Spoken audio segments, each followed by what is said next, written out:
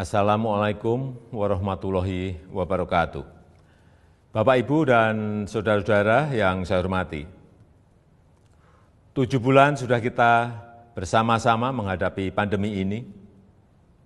Saya paham masih banyak tantangan, namun tidak sedikit yang telah kita kerjakan. Singkatnya, strategi pemerintah sejak awal adalah mencari titik keseimbangan. Sekali lagi, mencari titik keseimbangan. Saya tegaskan kembali bahwa kesehatan masyarakat, kesehatan publik tetap nomor 1. Tetap yang harus diutamakan. Inilah prioritas, tetapi memprioritaskan kesehatan bukan berarti mengorbankan ekonomi. Karena jika kita mengorbankan ekonomi, itu sama saja dengan mengorbankan kehidupan puluhan juta orang. Ini bukan opsi yang bisa kita ambil. Sekali lagi, kita harus mencari keseimbangan yang pas. Oleh sebab itu, saya dan seluruh jajaran pemerintah selalu berupaya mencari keseimbangan itu.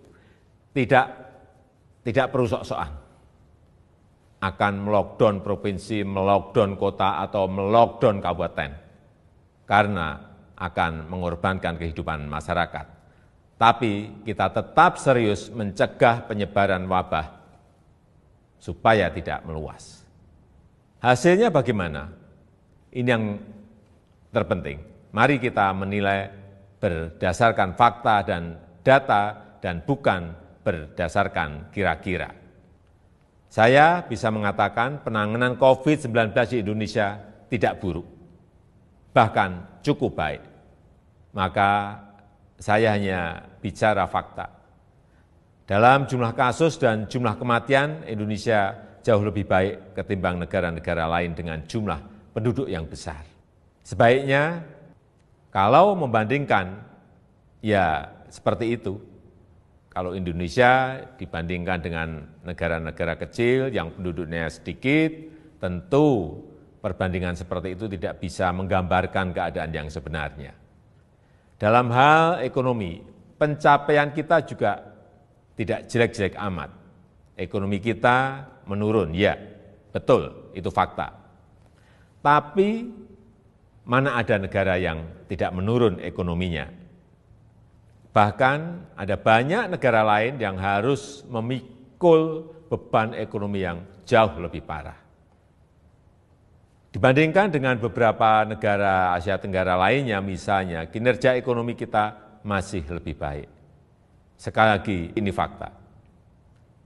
Ini harus kita ambil hikmahnya agar kita juga tetap optimis, dan tidak kehilangan harapan. Sekali lagi, saya tegaskan, kita harus tetap optimis. Bapak, Ibu, saudara-saudara sebangsa dan setanah air, banyak yang telah pemerintah lakukan, banyak sekali macam-macam programnya. Di tengah keterbatasan keuangan negara, saya mengambil risiko untuk mengatasi masalah ini. Angka-angkanya silahkan dilihat sendiri di tampilan yang ada di sini.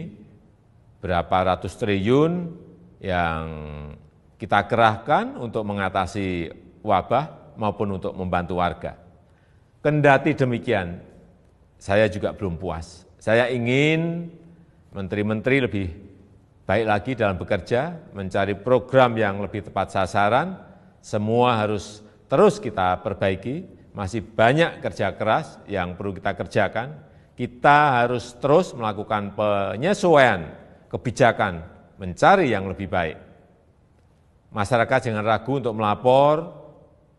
Menteri Dalam Negeri telah saya perintahkan untuk terus mendorong pemerintah daerah membuka keran-keran aduan atau masukan untuk perbaikan kebijakan ke depan. Setelah 7 bulan, banyak yang bisa kita pelajari dari wabah ini. Misalnya, pembatasan sosial. Saya kira harus kita sesuaikan. Untuk itu saya menekankan pentingnya pembatasan sosial skala mikro atau mini lockdown. Kita buat lebih terarah, spesifik, fokus, tajam untuk mengatasi masalah COVID, tapi tidak membunuh ekonomi dan kehidupan masyarakat. Ini yang harus kita lakukan. Penyesuaian kebijakan itu jangan dianggap pemerintah mencela-mencela. COVID ini masalah baru. Seluruh dunia juga sama, belum ada negara yang berani mengklaim sudah menemukan solusi yang terbaik. Tiap negara juga berbeda-beda masalahnya, berbeda cara dalam menanganinya. Jadi kita pun harus terus menyesuaikan diri, mencari cara terbaik yang paling cocok dengan situasi kita. Sekali lagi, pencapaian kita sejauh ini tidak buruk. Angka-angkanya jelas, tapi jangan membuat kita terlena. Kita harus waspada, kita harus tetap bekerja keras. Wabah ini jangan diremehkan, ini realita. Tapi jangan membuat kita pesimistis. 7 bulan ini Indonesia membuktikan mampu mengatasi masalah. Belum sempurna, ya, tapi bisa kita perbaiki bersama-sama. Mengatasi pandemi ini memang sulit, memerlukan kerja keras bersama, dan saya yakin kita akan dapat melakukannya.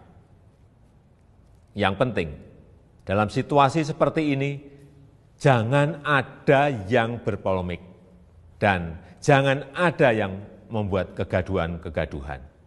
Bapak, Ibu, dan saudara-saudara sebangsa dan setanah air, tentunya apresiasi saya sampaikan kepada dokter, perawat, tenaga medis, TNI, Polri, ASN, dan juga para relawan. Namun, tidak kalah pentingnya adalah peran serta masyarakat untuk berubah, menyesuaikan diri, menaati protokol kesehatan. Lakukan dengan disiplin 3M, memakai masker, menjaga jarak, mencuci tangan. Tetap optimis mengatasi masalah.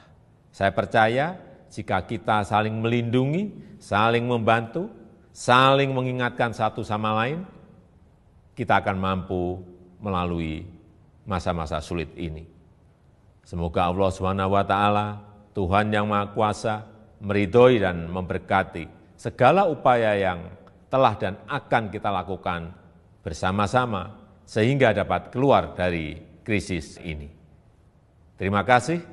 Wassalamualaikum warahmatullahi wabarakatuh.